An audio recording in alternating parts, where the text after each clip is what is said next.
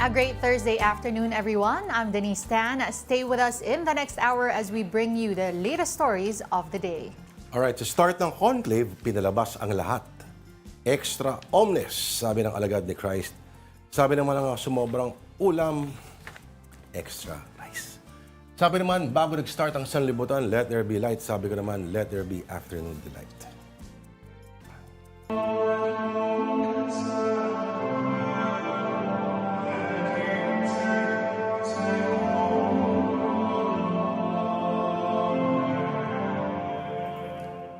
Our Afternoon Delight is back with the first vote of the conclave. And at 9 p.m. on Wednesday, Vatican time, a black smoke billowed out of the chimney of the Sistine Chapel, where 133 cardinal electors are currently locked for conclave. This indicates that no pope has been elected yet. The next round of voting is expected today, May 8. Now, before the vote, a special mass was held at the St. Peter's Basilica in the Vatican ahead of the formal entry of the cardinal electors into the Sistine Chapel. Cardinal Giovanni Battista Re, Dean of the College of Cardinals, presided over the celebration of the Holy Eucharist, calling for unity and prayer. He expressed hope that the cardinals would elect a pope suited to the Church's present needs. Then, the cardinal electors assembled in the Pauline Chapel. Once inside the Sistine Chapel, each cardinal approached the altar, placed a hand on the Gospels, and swore an oath of secrecy, pledging never to reveal anything that occurs during the conclave. When a final oath was completed, the traditional proclamation extra omnes, meaning everyone out, was declared, signaling the exit of all non-essential personnel.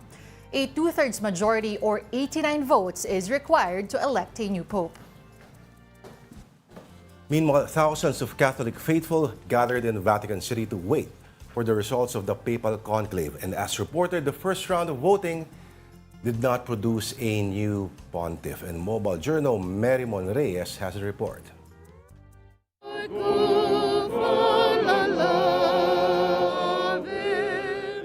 Nagkantahan malapit sa St. Peter's Square ang mga Katolikong ito mula New Zealand. Kabilang sila sa libu-libong nagtipon sa Vatican para abangan ang magiging resulta ng conclave. Gaya ng marami na mula sa iba't ibang panig ng mundo, excited na raw silang makilala ang susunod na Santo Papa. Pero gaya sa mga nagdaang panahon, walang napiling Santo Papa sa unang botohan. Sa gitna ng gabi, itim ang lumabas na usok mula sa chimney ng Sistine Chapel kung saan bumoto ang higit 100 cardinal electors. Bagay na ikinadismaya ng ilang nag-abang. Lalo't 3 oras ang hinintay para sa resulta mula nang magsimula ang conclave. A little disappointed, I guess.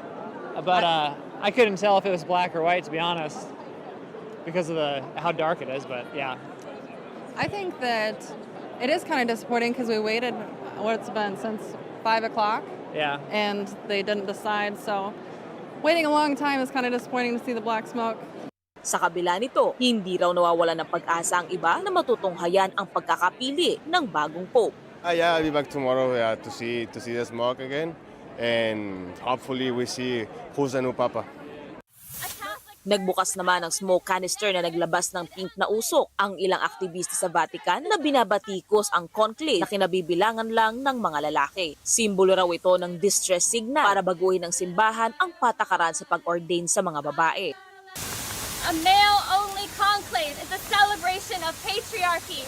Sa ngayon, hindi pa pinapayagang ma-ordain ang mga babae sa pagkapare o diakono sa simbahang Katolika. Mobile Journal Marimon Reyes po, hatid ang mukha ng balita. Again, all cardinal electors took an oath of secrecy before sitting down for the conclave. This oath was taken in order of precedence, starting with the most senior cardinals and ending with those most recently elevated by Pope Francis. Our very own Filipino cardinals, of course, swore the oath. Luis Antonio Tagle, who was made cardinal by Pope Benedict in 2012, and Jose Advincola and Pablo Virgilio David, who were appointed cardinals by the late Pope Francis in 2020 and 2024, respectively. Here they are taking the oath of secrecy. Et ego, Aloysius Antonius Cardinalis Tagle, Spondeo, Voveo, Acur, sic me Deus adjuvet, et haec sancta Dei Evangelia, quae manum mea tango. Tego Josephus Fuerte Cardinalis Advincula, Spondeo Voveo Acuro, Sic me Deus adjuvet, et ex sancta Dei Evangelia, quae manum mea tango. Et ego Paulus Virgilius Cardinalis David, Spondeo Boveo Acuro, Sic me Deus adjuvet, et haec sancta Dei Evangelia, quae manum mea tango. And speaking of the three Filipino cardinals, they are all potential successors to Pope Francis, just like the rest of the 130 now locked in conclave. And let's get to know more about these Filipino prelates in this report. In 2013, the world saw history unfold as Cardinal Jorge Mario Bergoglio was elected the first pope from South America, taking the name Pope Francis. He ended centuries of European dominance in the papacy and led the church reform movement centered on compassion, simplicity, and service to the poor. Now, following his passing, the seat he left behind is vacant once again. And for the first time, talk of the possible modern-day Asian Pope has gained global attention. Jesuit priest Father Nono Alfonso believes the next Pope could come from Asia, with his close friend Cardinal Luis Antonio Tagle at the forefront. Many of us, di ba, want na maipagpatuloy yung mga nasimulan ni Pope Francis. And therefore, many of us would want a leader similar, like Pope Francis, na championing the poor, championing the environment, reforming the church. Tagle, known affectionately as Chito, grew up in a humble home in Imus, Cavite. His childhood friends remember him as a joyful, friendly boy who once snuck out to play under the full moon. Bihira naman siyang palabasin ng mother niya. Pag nakakatakas, ayun, mga takbo-takbuhan lang, konting ganyan, ganun lang ang aming mga banding nung maliliit pa. Nung araw wala pa kami mga bakod. Kaya pagbaba mo na hagdan ang takbo, laro-laro na kami, lalo na pag ang buwan na ibilog. Long before his role in the Vatican, Tagle was already building a legacy, establishing a school for the poor and staying close to his roots. Siya ang nag-initiate magkaroon ng eskwelahan for the poor. Ano po yung libre yung tuition? Hindi naman. Maraming beneficiary na nalilibre. Palagi siya doon naka-monitor sa amin, mga teachers, ganyan. Cardinal Tagle's down-to-earth nature, his global experience, and his alignment with Francis's vision have made him a serious contender. But he's not the only Filipino being considered. Cardinal Pablo Virgilio Ambo David, known for his vocal stand on human rights during the Philippines' war on drugs, has also been called a dark horse in the conclave. David also served as the bishop of the Caloocan Diocese. Yung effort po na maiparating yung mabuting balita sa mga nasa laylayan po, mga mahihirap, yung mga mangingista, yung mga hindi na po naabot talaga ng simbahan. So that's one of his well-known efforts. Nakikita rin po natin dito also the trajectory of the church under Pope Francis, no? Na we are bringing the church to those in the margins. And then there's Cardinal Jose Advincula of Manila, the most senior of the three Filipino cardinals. He is a quiet man known for peacemaking and consistently called for unity amid political turmoil. Whoever among the over 130 cardinals emerges as the next pope, only one thing is certain: the decision rests in the hands of the Holy Spirit. Back in the Vatican, cardinals will return to the Apostolic Palace in a few hours to continue the papal conclave. The day begins with Mass and morning prayers at the Pauline Chapel at 8:15 a.m. Vatican time or 2:15 p.m. in the Philippines. The first round of voting takes place at 9:15 a.m., followed by a possible smoke signal around 10:30. White smoke means a new pope has been elected, and black smoke means none yet. After lunch, the cardinals return for another round of voting at 4:30 p.m. with another possible smoke signal after 5:30. The day concludes with evening prayers and the cardinals returning to Santa Marta at 7:30 p.m. Alright, galing kuha ni Cardinal Tagle yung inflection ng tamang Latin, ano? Pati yung kung saan Luis Cardin. Oo. But May again, Latin ba kayo noon sa UST? wala, Spanish.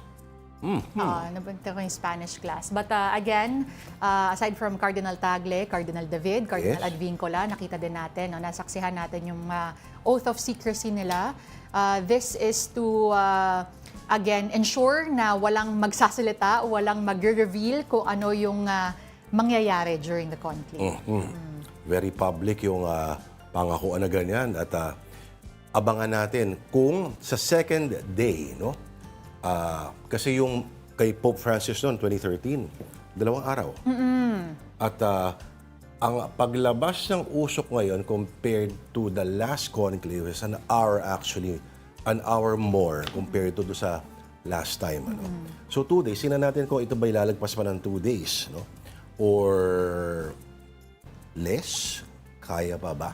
Anyway, mamaya babalik ang mga cardinals 7:30. No? Pero meron pa lang between lunchtime, may mahaba silang break ng hanggang alas 3. Tapos doon lang sila magsisimula ulit. So, itong mga conclave natin punong-puno ng prayers and masses talaga. Tas elections. Oo. Siguro ano rin yan, no? May time din para mag-usap-usap sila. But the prayers, of course, because sabi nga nila, with the help of the Holy Spirit, yung pagdedesisyon. Kaya ba yan? One more time. With the help of the Spirit, Holy Spirit, doon papasok yung desisyon. Pagboto. Ng mga kardinal, ang pagboto nila sa bagong Santo Papa. Sayang, bakit sa Vatican lang? Baka pwede sa Monday din. Oo nga, Sa Pilipinas, kailangan. Diba? Kailangan natin yan. And again, we're showing you the schedule on your screens. May 8, yan po ang Papal Conclave schedule for today. Tingnan nyo yung ating Eternal World Network, yung EWTN na channel. Di ba? Yung EWTN na channel, I think meron sila talagang isang camera na nandun lang. Nakababad. Nakababad. Yung paborito ko pinapanood yung mga ganyang channel. Again, babantayan po natin yan. Magkakaroon pa ng voting. Again, meron tayong prayers muna, may mass, another round of voting at 9:15 a.m. Vatican time po yan. Or around This is live, 4:30. What they're seeing now is live footage from the Vatican.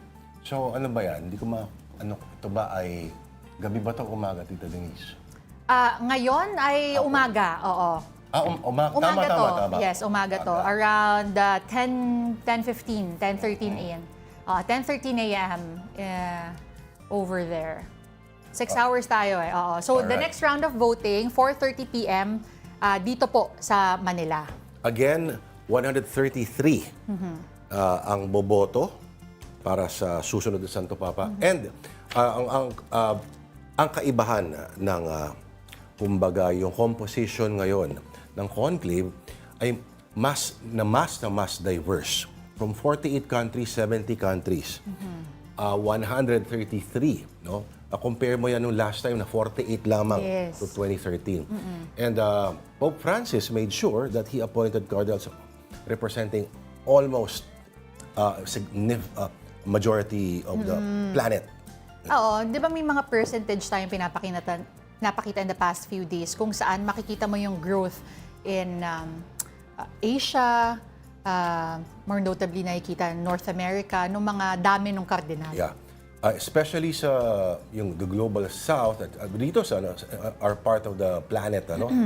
Lalo na sa Asia at kaya si Pope Francis ito isa sa mga una niyang dinalaw, kung maalala mo 'yon, ano? Sa mga una niyang pinuntahan kasi alam niya na ito yung susunod the wave talaga na panggagalingan ng karagdagan ng 1.4 billion of the world's Catholic church members. Yun nga lang, may isang napaka-thorny na question pa rin. And it involves pink smoke. Ako, very complicated issue. Mamaya pag-uusapan. Wala tayong kasagutan dyan. Pero pag-uusapan natin at nabalita na siya kanina. And one news still as a continuing coverage on the Papal Conclave. So stay tuned to this channel. For now, we just need to take a quick break. Magbabalik po ang Afternoon Delight.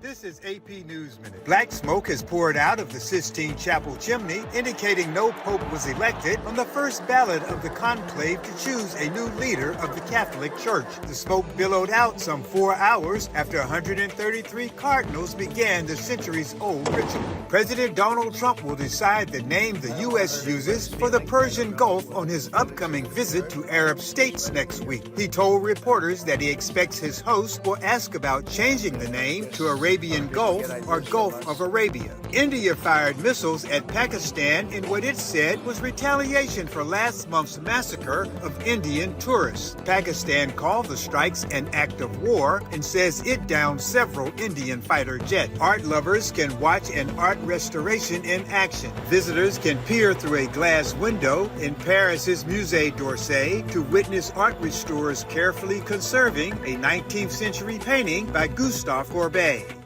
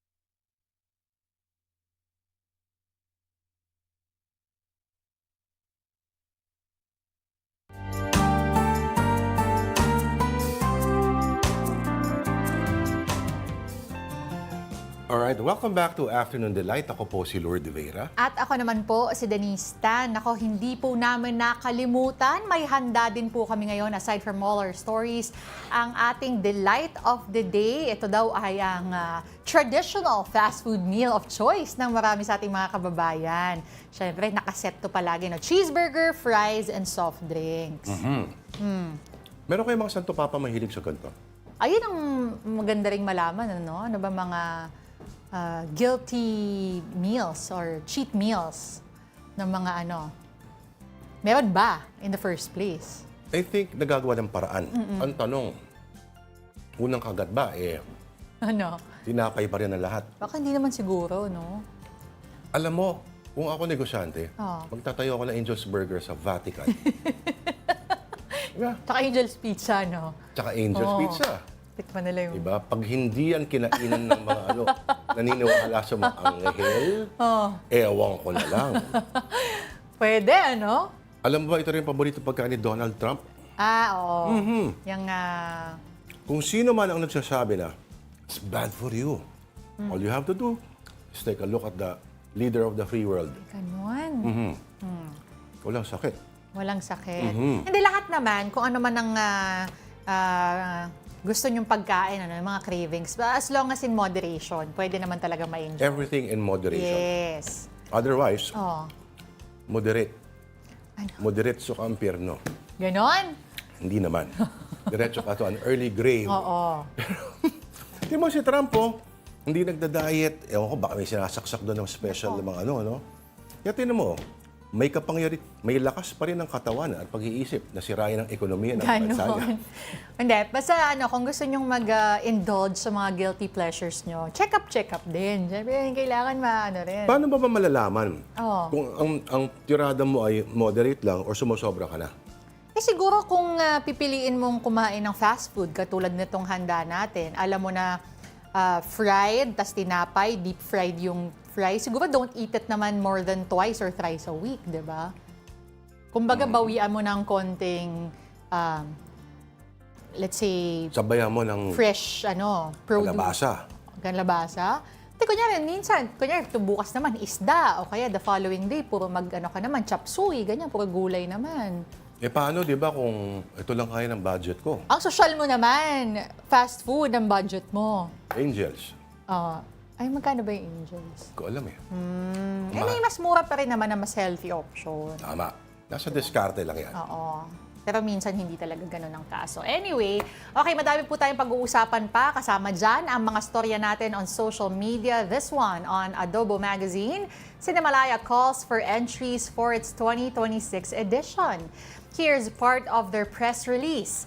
The Cinemalaya Philippine Independent Film Festival continues to sail as it opens its doors for new entries for the full-length film category of its 2026 edition. The deadline for submissions is on or before 6 p.m. of June 6, 2025. The country's biggest independent film festival continues its pursuit of innovative and excellent filmmaking as it celebrates 21 years of nurturing independent Filipino filmmakers eager to make their marks in the film industry in 2026. Yan. So, sa mga interesado, normally mangyayari dyan, naalala ko noon susuportahan ng, of course, ng Cinemalaya. Plus, ikaw, yung director din, your producer, ang kukuha ng, kumbaga, ng kapartner. Parang panapat na magfa-fund. So maraming classic na mga pelikula na na-produce ng Cinemalaya. Lalong-lalo na halimbawa yung Extra, ni Jeffrey Giturian. Ay, oo. Kay Vilma. Vilma Santos. Oo, Vilma Santos. Napaka-funny, pero very dark, At lahat ng nakakanood na involved sa pelikula ay tawang-tawa kasi either may nare-recognize silang sa either yung bahagi ng mundo nila or exaggerated reflections thereof. Ano pa ba? Pagdadalaga ni Maximo Oliveros, So marami na rin. ML, kung hindi ako nagkakamali, galing Cinemalaya. At marami nang na-produce ng mga batang direktor na ngayon ay bahagi na po ng industriya. So sabi, so Cinemalaya Competition Committee, pipili daw ng 30 promising submissions. Pero syempre sa dulo, 10 film finalists lang yung mag-screen during the festival period itself, and that will be between August 7 or from August 7 to August 16 of 2026. Sa mga nabigo sa last time, yung kaibigan ko na Bert Sulat, sumali ka ulit, huwag kang mag-alala. Musical kasi sinabit niya, tsaka yung pitching kasi. So, 30 submissions. Yes. Normally, parang script pa lang yan So, of course, So, minsan kasi, sabi rin nila, ang Pinoy daw kulang sa pitching skills. and pitching itself, convincing funders to give me your money so I can make a movie. Para matulungan mo sila ma-imagine the act of trying to convince them in itself is a skill. It's an art form. Storytelling yun eh. At sa ilang diba, ilang minuto lang ang meron ka. Ikaw ba magaling ka mag-ganon? Nung bata ako, sumasali ako sa ganon. Pitching? Hindi naman pitching, syempre, pero parang storytelling. Kasi kailangan may emosyon, may ibebenta mo yung produkto mo eh, kumbaga. Ano nabenta mo? Wala. Eh, ganun lang ako. Storytelling lang ako. Tanggapin nyo na po ako sa One News. Eh, syempre may ganon storytelling yun, di ba? O, abangan natin. O sa mga tandaan natin, sinasabi lagi ng mga direktor, di ba, sa gawin mo lang, marami tayong mga kakilala na pag ako gumawa ng pelikula, alam, plano na ng plano. Sabi nga ni John Lennon, life is what happens when you're busy making plans. So sa lahat ng mga miyembro ng production, ng lahat ng mga TV networks, kayo ang next Kidlat Tahimik, kayo ang next Lino Broca, kayo ang next, sino ba ba? Why not, ano? Subukan niyo to kung kayo po ay may plano. Hello pala kay Major Steve Villacorta, nanonood sa kabatch ng tatay ko na Ay, good pulis. afternoon po, Major. At siya yung masipag talaga na mag-hold ng mga reunions ng batch nila. Batch 18 ng Western Police District. Ay. Oo. Suplado lang po talaga tatay ko. Pasensya na po kayo. Sino mas suplado sa inyo? Siya. Alright. Dito bawal ang suplado. Cambio tayo. Cambio tayo ng konti. Okay, this one on the Philippine Star via live. As reported earlier, pink smoke signals in Rome call for women priests. Alright. Huwag kayong mag-alala. As reported earlier, hindi po galing sa chimney ng Vatican yan. Kundi isang grupo po ng mga aktivista within the Catholic Church na mga babae nagpo-protesta na hanggang ngayon, bakit hindi pa rin pwede magkaroon ng babae sa proseso ng pagpipili ng Santo Papa. Oo. Ang kanilang pinapaglaban, isa sa kanilang mga members, si Miriam Dignan, sabi nila is, and I quote, "We are saying to the cardinals, you cannot keep ignoring 50% of the Catholic population. You cannot go into a locked room and discuss the future of the church without half of the church." But they've been doing that for the past 2,000 years. Yan yung sinasabi nila na meron pa siyang may binanggit pa sila dito na the only time daw na may involved na mga babae is kapag pinagsisilbihan na yung cooking, cleaning, yung mga nuns daw. Yun yung kanilang sinasabi. Nasaan ba yung may direct quote dito, hanapin ko muna. But that's what they're saying. They want women to be ordained or have the ability or the opportunity to be ordained. So isang level pa lang yan. Yung pag 1994, si Pope John Paul II na mismo, ang tinuldukan niyan, sinabi na natin, the church has no authority to ordain women as priests. Ang pinanggagalingan na argumento, it's been like that for 2,000 years, ay kung makita mo raw mga pinili doon ni Kristo ay puro lalaki sa lahat ng kanyang mga apostoles. Yes. As was the tradition din of priestly duties during that time. Pero si Pope Francis ay pinaliwanag yan sometime, sa mga American na women na nagtatanong. May binigay siya ng mga certain duties. Medyo kamag-anak din ito na medyo less grating lang yung tono. Ang sabi niya, meron daw iba-ibang klase mga duties. Merong ecumenical ecclesiastical duties, merong administrative duties. Doon daw pwede mag-participate ang kababaihan. Pero short of saying, tablado pa rin kayo. Ito na nga, nagsalita ulit yung miyembro nila. Ang sabi niya, yes, Pope Francis elevated and promoted a few women into roles of responsibility, but they are always lower in status and authority than a man. Ito yung sinasabi ko kanina na isa pang binitawan na katagano. The only women they will see before white smoke rises to announce their decision has been made will be the nuns who cook, clean, and serve upon them in the Santa Marta guest house. Kaya nga sa conclave na pelikula, di ba? Ano yun? Yung ending nun, which I shall not reveal, statement talaga siya. Statement siya na hindi literally spelled out para sa viewer, no? Paano nga ba yung naging ending ng conclave? Bawal sabihin. Hindi. Ano? Sabihin natin. O, ikaw. Si Ewan McGregor pala yung kontrabida. Iba yun. Iba ba yun? Oo. Hindi conclave pala yun. Hindi. Oo, nako. Iba. Ano bang movie Hindi yun? ba pwede, at least, isipin mo Oh.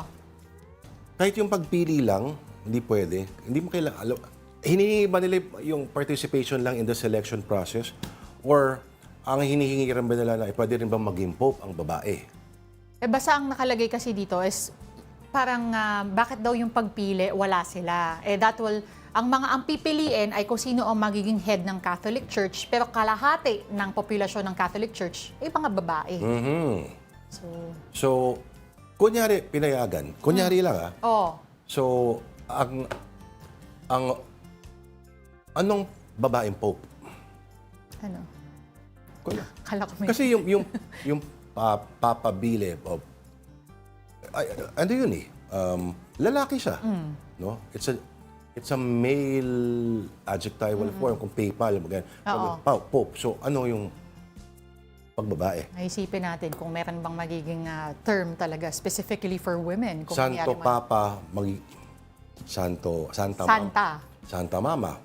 Uy, alam mo ba, yung isang magandang viewpoint din dito, no? Merong isa sa mga gospels na hindi nasama dito sa Biblia is the gospel according to Gospel of Thomas. Ang ganda-ganda kasi para daw Zen koan yung pagkasulat. Hindi siya yung the usual tono na makikita mo sa mga gospels, apat na gospels. At parang point of view daw ng woman as divine. Kaya ginawang libro yun. Ang maganda yung pagkasulat. Para siyang Buddhist na Zen. Wow. Very, very poetic and very mysterious. Kung mahanap po na, kung maka-download po kayo. Sige. Ayan. Hanapin natin yan after the show. Si Pope Francis, meron siyang in-appoint na isang babae na mataas ang pwesto sa, parang kumbaga ng Vatican, di ba? Parang mayor na halos yun Babae. So, isa sa mga ano niya yun siya yung unang-unang gumawa niya. Well, tingnan natin, ika nga ng baka 2,000 years, too early to tell. Seryoso nga. Kasi kung eternal ang timeline ng simbahan, ang 2,000 taon, maiksi pa yan. So baka may pag-asa pang abutan yan ni Manong Johnny. Grabe naman yun. Eternal na talaga nun. Okay, sige. At this point, let's see some headlines on One News.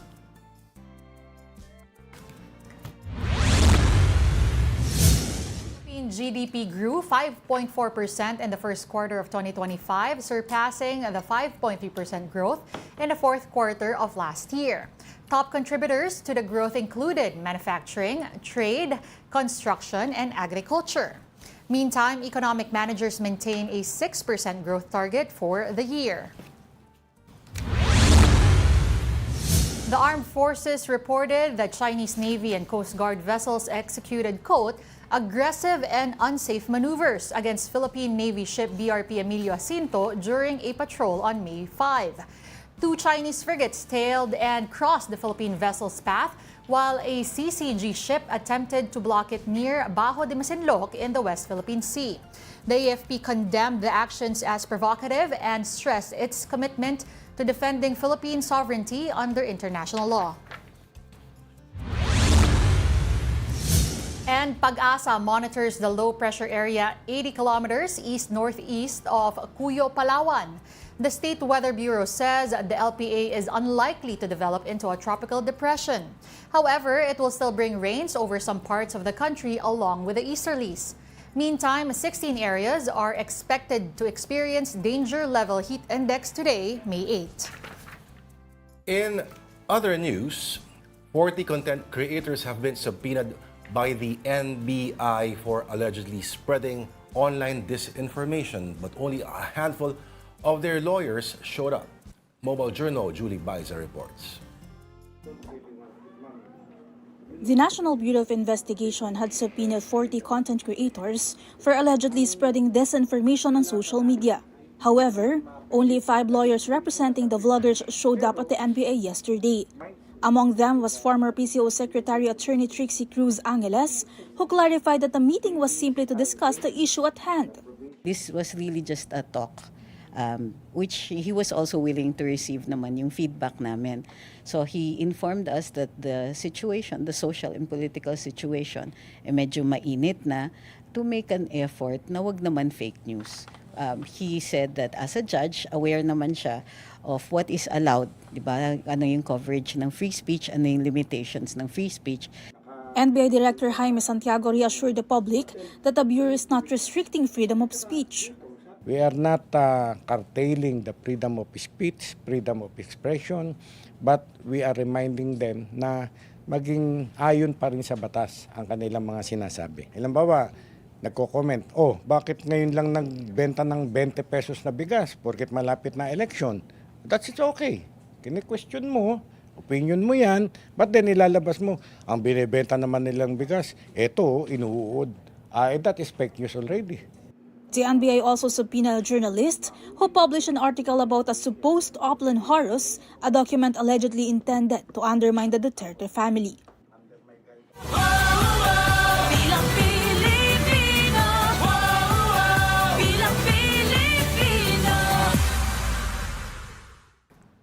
The Commission on Elections has disqualified Pasig Congressional Bet Ian Sia for making sexist and discriminatory statements during his campaign sorties.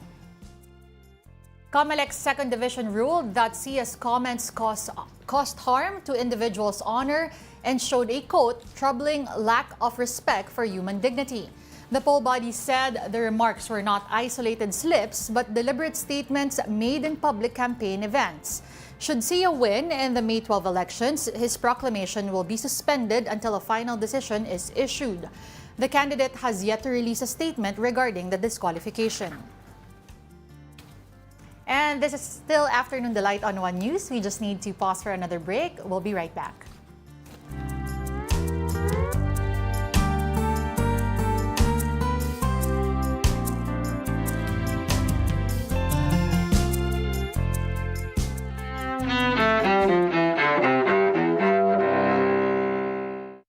May 8th, 1945.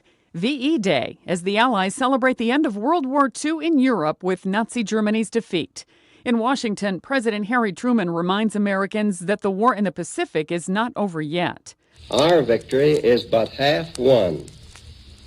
The West is free, but the East is still in bondage to the treacherous tyranny of the Japanese.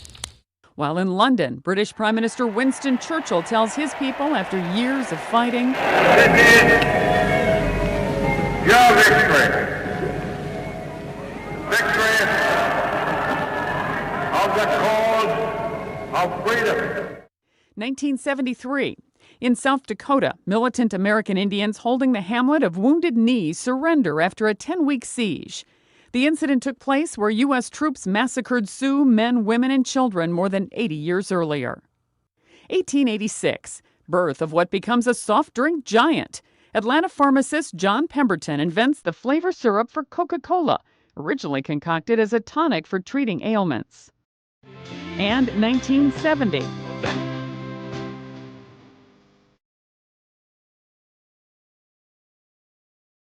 The Beatles' final album, Let It Be, is released shortly after the Fab Four's breakup.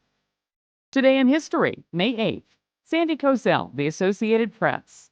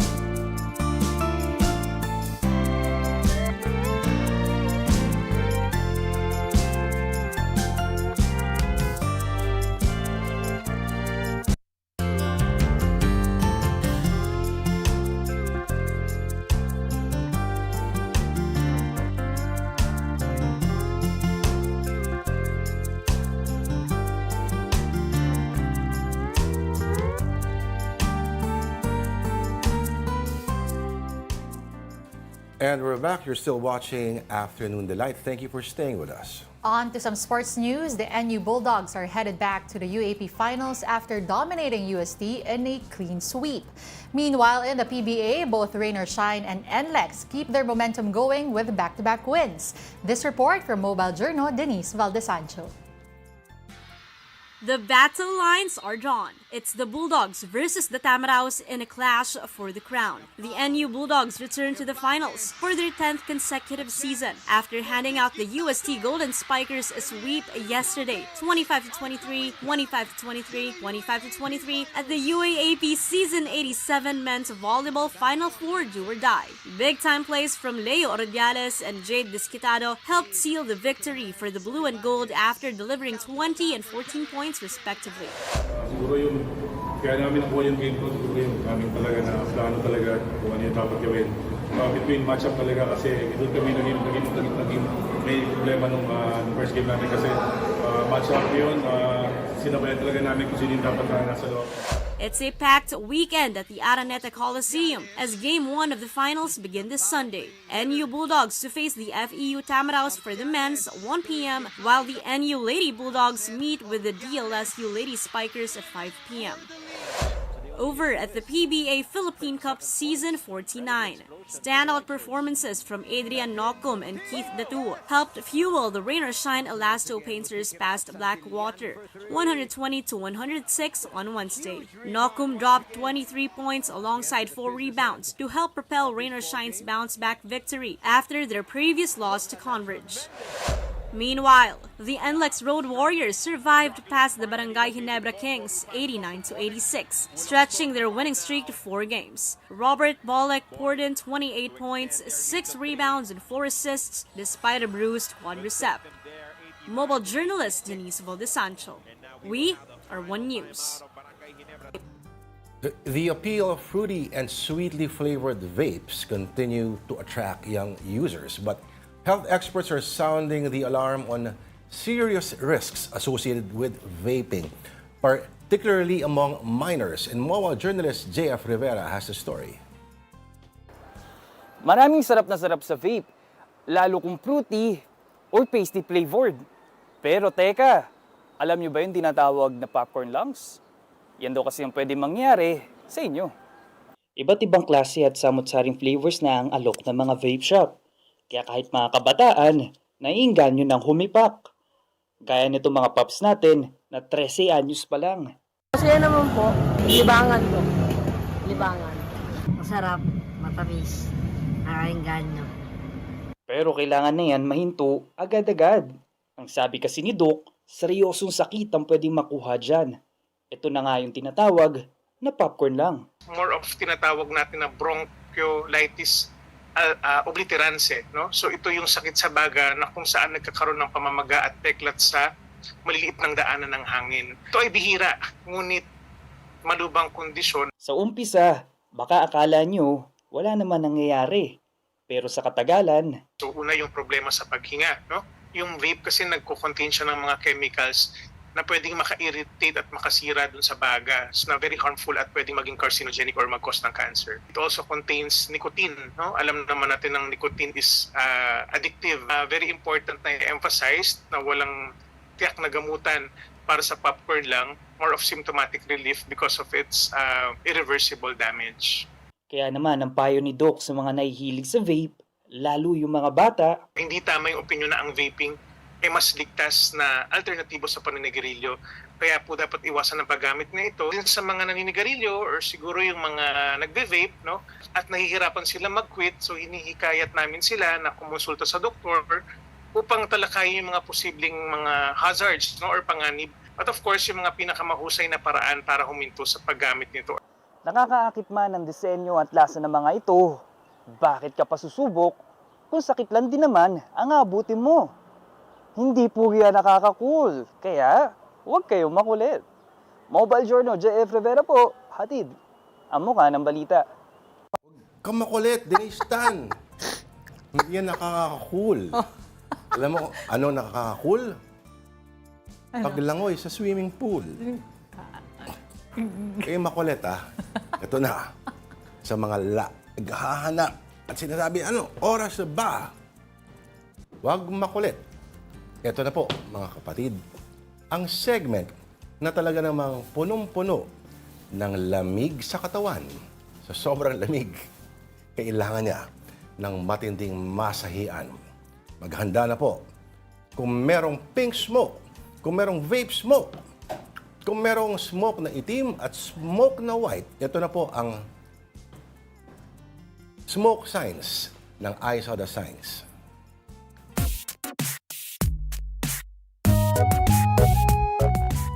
Anong edisyon natin, Tita Denise? Ano raw? Para yung kanina. Hindi yan nakakakulit. Kaya huwag kang makulit. Yung kakula? O, kulit. Ba't ganun? Okay, sige, pakita nyo na. Okay, ito. Payslip definition. Perang dumudot. Tama. Where is the lie? I feel attacked. Oo. Oo. Parang lahat tayo makaka-relate Truth. dito. Mhm. Okay. Sino nagpadala nito? Si... Lalapit ako. Di ko. Si Ram Jugs. Ram Jugs. Ano ba yun? Tama. Okay. Sige, next. Payslip, okay yun, Payslip. Sinisipag ba akong tamarin o tinatamad akong sipagin? Ang gulo, basta mahal kita. Doon ako sa una. Sa una, no? Oo. Para may effort pa rin. Ano to nagsasalita? Patatas o ice buko? Feeling ko, O ba't tinapay? ice buko? Mukha sa ice buko na walang stick eh. Pwedeng patatas. Patatas. Oo, kasi di ba pag tamad ka, gusto mo lang parang patatas, nasa lupa ka lang, ganun. Hindi ganun ang patatas. Ay, di ba? Ano ba? Hindi naman magulo. Oo. Pero yung patatas, bakit may in love sa'yo? Yun mo, Mahal mo rin naman yung patatas eh. Nagbablush pa. Oh, Diba? kikilig. Okay, sige. Next naman. Huwag mong pansinin yung mga taong nagsasabing isip bata ka. Hindi natin sila bati. Hindi ka mahal ng mama mo. Hindi ka anak ng mama mo. Pwede tayo bumalik doon sa mukhang yung basta mahal kita. Sige nga. Direk, Oo. pabalik naman doon, please. Direct, yung mukhang ice buko o patatas yan. Ano ba yan? Mysterious figure. Sinisipag daw ba siyang tamarin o tinatamad siyang sipagin? Oo. Ang gulo basta mahal kita. Tanda, kung sino man itong nagsasabing mahal, Ang cute naman pala pag malapitan. either way, mukhang hindi siya nagtatrabaho, no? Ewan ko lang, kapag pumasok ka dito, tas yan ang katabi mo kung di ka Hindi, magulantang. tinatamad raw sipagin eh. Oo. Paano ka mamahalin ni Dinistan? Kung kasama ka doon sa, ilan ang unemployed ngayon? Ilang milyon? Milyon. Oo. Unless nakakuha ka ng trabaho nung huling ng job fair nung May 1. Yung feature ni Mary Moy. Ikaw patatas, hanap ng trabaho din. Pwede, Parang ipambili tayo ng bigas. Kung ayaw mo maghanap ng trabaho, maghanap na lang po kayo ng mga signs na ipapadala dito sa amin at isend nyo sa afternoondelight@gmail.com. At kung nais mo mapaibig si Dinistan, huwag lang signs ang iyong ipadala. Ano? Pera din. Why not? Ang dali ka usap. Okay, batiin natin lahat na nanonood ng programa natin via live streaming at Facebook, YouTube, and TikTok. Napakarami nating oras. Present daw si Elmo Cardenas. LSV, happy. Hello, Monday to Friday. Nandito po ako. Ay, thank you very much po. All week siyang nanonood sa LSV. Ay, LSV. LSV lang yung nakasulat eh. LSV. Oo. Lasal Bacolod. Pwede. Okay, go. Sige. Teka muna, bagal. Ito. Kay Marian Ladja, everything in moderation. Pati moderation. Okay, Mark Robert, hello po. JC Alvarez, nakakapag-afternoon delight na po ba kayo ng turon or banana Q? Matagal na. Oo. Si Marian Ladjo may isa pa. May black smoke sa Vatican. Meron ba tayo dyan? Parang iba yata yun, Marian Ladja, ha? Oo, ano na yun? Carbon monoxide poisoning na yun. Tambucho nga mo doon. Okay. Sabi ni, hey, epic, elevator pitch yung magandang practice. Alam mo ba yun, elevator pitch? Ganda practice? Yung sa acting daw yun, yung gumagano'n. Mark Robert, Angels and Demons yun, Tito Lord. Ha, ha, ha, ha. O, sabi rin ni Kat Tipunan, Ano sabi? Di ba Santo Papa pag lalaki? Pag babae daw ay ito. Sana umabot ka pa ng langit. Ha? Marami nun sa langit. Okay, John Santelices, good afternoon daw. Sabi ni Kat Tipunan, after ng news about disqualification, napansin ko talaga yung ngiti ni Lord. Ha, ha, ha. Ano? kaya yun? Ano yung ngiti mo? Anong ngiti ko? Ano? Ganun. Jigs, maupay nga kulop sa inyo from Tacloban City. Uy, waray-waray, good. Tito Mike Policarpio, happy Huwebes, Tito Lord. Hindi ka nila binanggit kasi galit pa rin. Joke lang. Hindi. Sinama ka, Tita D, sinama ka. nakita ko. Hi, Tito Mike. Alex Manansala, Lord, Sagiho, Friday. Oo nga, no? Oo. May tugtog pala kayo bukas. Okay, sino ba? Ven Marquez, magandang hapon po sa lahat. Pabate. Si Lian na nasa Eastwood ngayon. Hello, Lian na nasa Yung Eastwood ngayon. LSV, Oh, Lian. Sabi. ano yun? Si LSV commenter. Oo nga, ba't Lian? Nakasulat to, Lian. Batangas? Tama ba? Over Marquez, magandang hapon sa lahat. Pabati na po. Si Lian na nasa Eastwood ngayon. Hello. Magugulo kayo, ha? Uy, si Bea Dalisay nagparamdam. Hello, Bea Dalisay. Oo, good afternoon daw. Hermione Hope, tuwan-tuwa ako, let there be extra rice, sabi ni Hermione Hope. Daniel Natividad, elections in just 4 days, please lang. Vote intelligently. Uy, may go. Sabi ni Sorry. Danilo Natividad. May sumasagot kasi sa control room. Ano raw? Good afternoon din daw, Bea. Wala, hanggang ganyan na lang sila. Hanggang ganyan na lang kayo, bati kayo ng bati, hindi kayo mag-PM. Oo, para kayong ano eh. Mga smoke na ganyan. Ay, nako. Pero alam mo ba yung pink originally ay isang masculine color. Hindi siya pang babae, hindi siya pang bata. Ang macho yung pink dati. Noon? Hindi ko lang alam kung ano nangyari. Nag-evolve Mahabang na. kwento. Oh, mahaba ang kwento dyan. Ito kaya ng pink. Totoo naman. Pero Tama. may binabagayan eh. Oo naman. Minsan hindi masyadong yung shade, no? Yung shade ng pink. But Ako, hindi bagay sa akin ang pink. anong bagay sa'yo? Pag pink, gusto akong pink, kulay nana ako eh. Lahat naman na maalala mo sa pink, ba't naman... Alam mo yung... Tama na. Tama na. Di ba yung hinog na parang Tama gano'n? na. Yung gilid Tama niya. na. Oy, merienda time, huwag kang ganyan. Oo nga, kadiri kayo. Okay, sige. That will have to do it for us this Thursday, May 8. Thank you for watching Afternoon Delight. Ako po si Denise Tan. Join us again tomorrow, 2 p.m. Lourdes de Vera po. Have a delightful afternoon.